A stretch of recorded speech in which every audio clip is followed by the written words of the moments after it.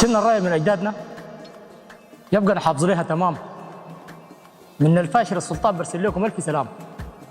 اعبر فيه كلامي بقول تحيي الشوق زي دوام، لا للحرب ولا للدم وما رئاسه للظلام. دير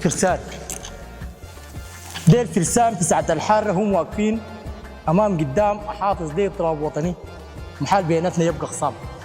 رافع يدي للمولى بقول يا الله داير سلام، فايدة أردنا بالخيرات تبدي ودوم بالأحشام.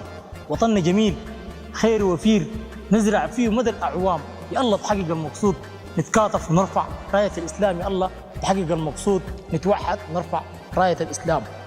رقيب أول إبراهيم بابكر، الفرقة السادسة مشاه، لواء الحزم ال13، العمل الخاص حطاب.